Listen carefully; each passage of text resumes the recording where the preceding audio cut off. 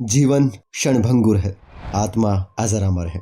इस भौतिक तत्व से बने शरीर में जीवन आत्मा से है और मृत्यु उस अवस्था का नाम है जब इस भौतिक शरीर से आत्मा निकल जाती है। ऐसी ही मान्यताएं भारतीय समाजों और अन्य समाजों में आज भी मौजूद हैं। लेकिन जब भी वैज्ञानिक दृष्टिकोण से कहा जाता है कि आत्मा जैसा कुछ नहीं होता, तो आम जनमानस को कई सवाल परेशान करते हैं। जैसे भौतिक तत्वों से बने शरीर पे तो वैज्ञानिकों ने महारत हासिल कर ली है, शरीर का पुर्जा जोड़ तोड़ लेते हैं। पर ऐसा कौन सा तत्व है जीवों में जिस पे जीवन मृत्यु निर्भर करता है? वो कौन सी ऐसी शक्ति है जो इसका संचालन करती है? ऐसा इस शरीर से क्या निकल जाता है जिसके निकलते ही जीवित मनुष्य मर जाता है? अगर आत्मा नहीं तो फिर जीवन क्या है? ऐसे ही कई सवालों के जवाब आज मैं इस वीडियो के माध्यम से देने जा रहा हूँ, तो बने रहिए मेरे साथ इस वीडियो के अंत तक।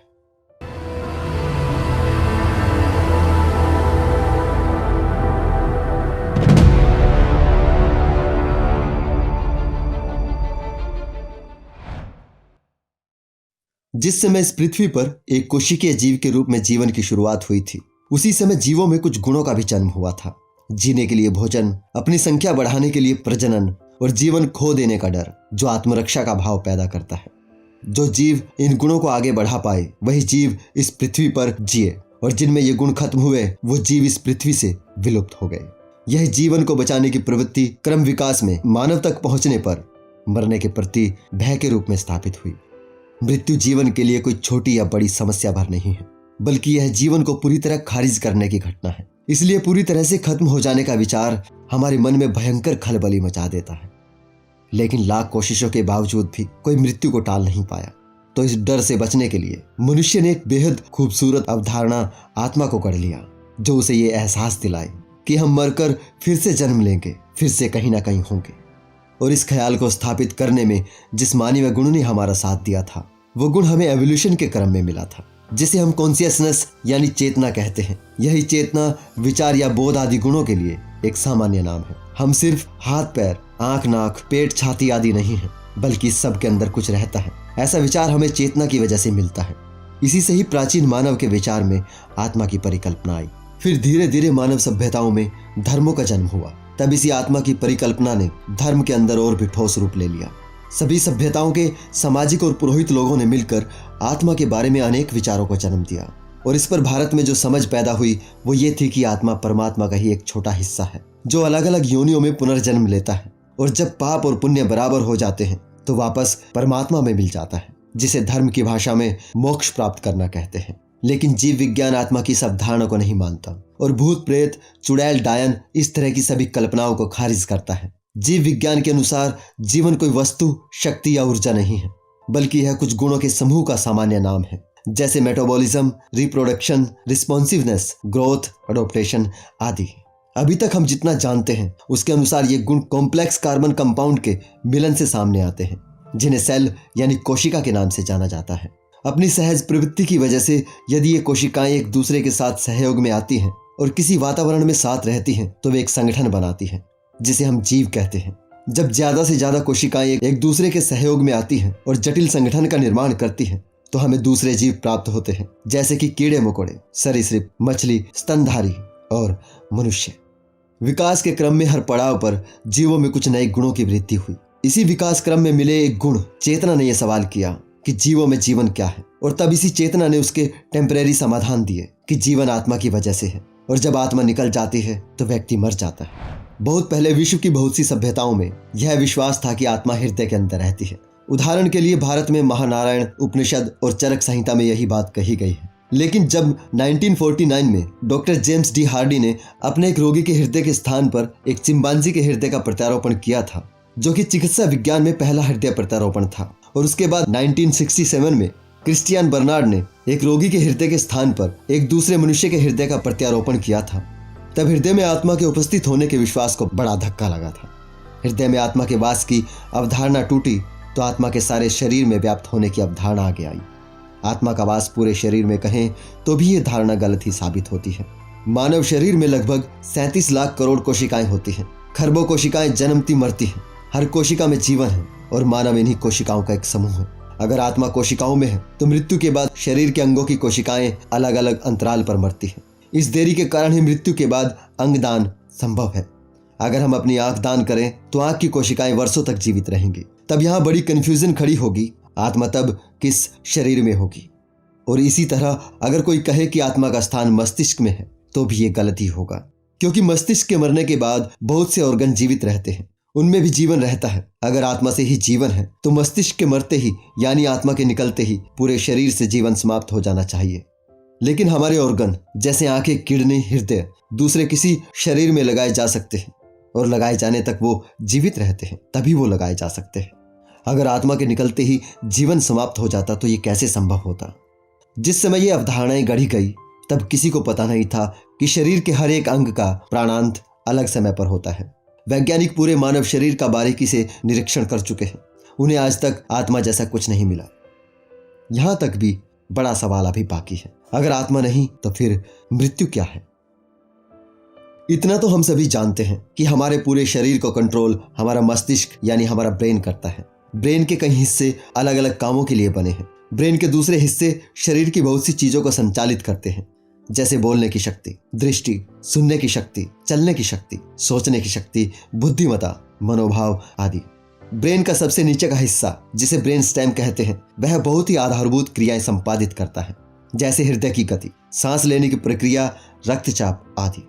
हमारे शरीर के बाकी हिस्सों से ज्यादा ऑक्सीजन की जरूरत ब्रेन को रहती है, जो ब्लड के जरिए उस तक निरंतर पहुंचती रहनी चाहिए। किसी कारण पहुंचे आघात की वजह से अगर सांस रुक जाती है तो हृदय धड़कना बंद कर देता है, रक्त प्रवाह बंद हो जाता है, ब्रेन तक ब्लड के जरिए ऑक्सीजन नहीं पहुंच पाती। तब एक एक करके प्रत्येक ऑर्गन काम करना बंद कर देते हैं। अगर किसी को ब्रेन स्ट्रोक होता है 2 से 3 मिनट के अंदर ही ब्रेन की वो कोशिकाएं मर जाएंगी जहां रक्त प्रवाह रुक गया था। अगर किसी को अल्जाइमर रोग हो जाए तो उसके ब्रेन की कोशिकाएं एक एक कर बनने लगेगी और पूरा ब्रेन धीरे धीरे मर जाएगा। तब सिर्फ ब्रेन स्टेम जीवित रहेगा, लेकिन फिर भी वो व्यक्ति जीवित होगा, लेकिन सिर्फ एक वनस्पति की तरह। सांस का रुकना या हृदय की गति का रुकना मृत्यु का कारण तो बन सकते हैं, लेकिन मृत्यु नहीं।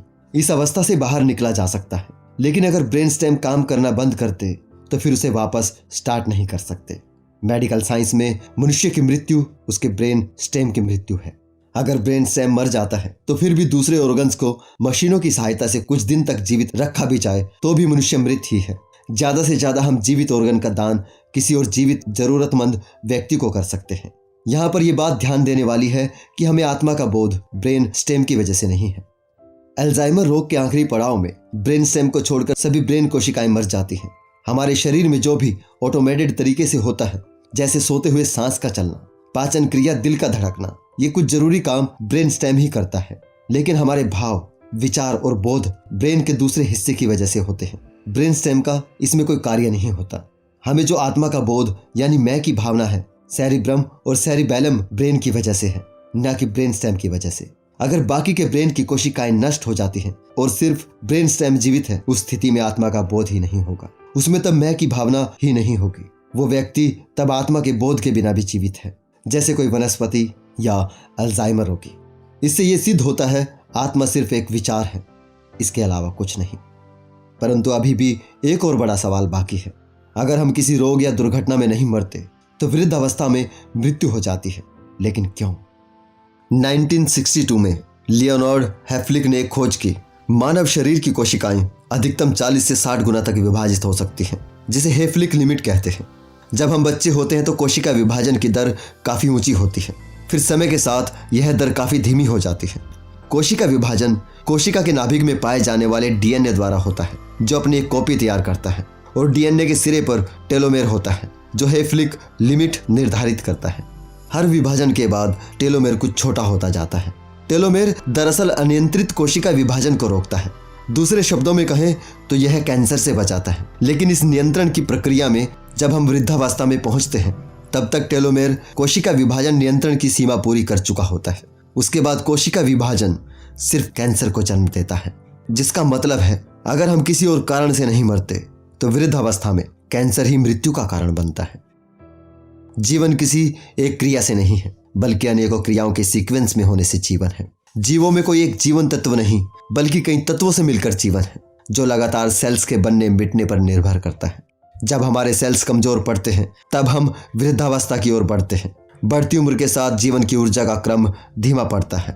और एक स्टेज पर आकर टूट जाता है। ऊर्जा का क्रम टूटते ही जीवन की लो बुझ जाती है। तब वो किसी बड़ी लो से जाकर नहीं मिलती, ना ही वो किसी दूसरी लो के रूप में जन्मती है। आत्मा वाकई में एक बेहद खूबसूरत विचार है, जो झूठे ही सही हमें एक भरोसा दिलाता है कि हम मरकर भी फिर से जन्म लेंगे, फिर से कहीं ना कहीं होंगे। और इस विचार को आपसे छीनने का मुझे या किसी और को कोई हक नहीं। फिर भी मेरे इस विषय के पीछे क्या कारण है, मैं स्पष्ट करना चाहता हूं। जो लोग आत्मा में विश्वास करते हैं वे भी किसी स्वजन की मृत्यु पर फूट फूट कर रोते हैं। जब मानते हैं कि आत्मा तो मरती ही नहीं, तो फिर इस मातम का क्या अर्थ है? जब लोगों को स्वयं के विश्वासों पर भरोसा नहीं, ये बेकार के विश्वास भी उन्हें कठिन परिस्थितियों में आराम नहीं देते, तो क्यों न वे ऐसे विश्वासों को छोड़कर सच को समझे और उसका सामना करें। असल में आत्मा का ये विचार मानव की भलाई में कम और मानवता के खिलाफ अधिक रहा है, जो अपने जन्म के साथ ही विकृत हो गया था। जब आत्मा को लेकर अनुष्ठान शुरू हुए, आत्मा के लिए शांति पाठ होने लगे। खाने पीने की चीजों से लेकर सुख सुविधाओं के साधन अनुष्ठानों के द्वारा आत्माओं के लिए पहुंचाए जाने लगे, और ये सब आज भी चल रहा है। इस अवधारणा का सबसे क्रूरतम रूप मिस्र के इतिहास में दिखता है, जहां राज परिवार के मृत सदस्यों के साथ जिंदा सेवक तक दफना दिए जाते रहे। और भारत में आत्मा के आधार पर ही सती प्रथा के नाम पर भारतीय महिलाएं बरसों तक चलती रहीं। इसी आत्मा के नाम पर ही प्रेत आत्मा, दुष्ट आत्मा, डायन, चुड़ैल, देवी पितर अनेकों अंधविश्वास खड़े हुए हैं, जिसका असर आज 21वीं सदी में भी भारत में देखा जाता है। आज भी कई जगह से खबरें मिल जाती हैं कि डायन कहकर किसी महिला को मार दिया गया है, किसी पर प्रेत का साया बताकर मार दिया गया है। आत्मा की इस अवधारणा पर ही धार्मिक किताबों से तैयार किए उन्मादी मृत्यु के बाद के जीवन की आशा पर और जन्नत के लालच में लोगों को मारते हैं। आत्मा के आधार पर ही धार्मिक किताबें हत्या को उचित ठहराती हैं। फिर चाहे वो किताबें कितनी भी सम्माननीय क्यों ना हो, उन पर सवाल करना पड़ता है। आप किसी भी अंधविश्वास से लेकर उग्रवाद तक की जड़ में पहुंचने की कोशिश करेंगे तो आप इसी आत्मा की अवधारणा को खड़ा पाएंगे। इसलिए अब समय आ गया है, अगर हम किसी नए पंथ या संस्था के नाम पर अंधविश्वास मिटाने की बात करते हैं, तो क्यों ना सबसे पहले इस आत्मा नाम के पेड़ को गिरा दें, जिसके साए में अंधविश्वास पनपते हैं। अगर हम वैज्ञानिक सच को स्वीकार करें और हर मनुष्य को मृत्यु की ओर बढ़ते एक साथी के रूप में देखें, तो सभी से प्रेम करना आसान होगा। जब हम समझे कि मृत्यु के बाद कुछ भी नहीं है, तब मृत्यु के बाद स्वर्ग या नरक मिलने की आशा या परमात्मा के न्याय की आशा भी नहीं होगी। तब हम इस जीवन के हर पल की कीमत, हर किसी के जीवन की कीमत समझ पाएंगे। तब मनुष्य का मनुष्य से ही नहीं, हर एक जीव से प्रेम करना आसान होगा, और तभी सभी के लिए न्याय की बात अभी इसी जीवन में पृथ्वी पर निष्पक्ष रूप से हो पाएगी। आज के लिए इतना ही। जल्दी ही मिलते हैं अगले एपिसोड में। तब तक के लिए नमस्कार।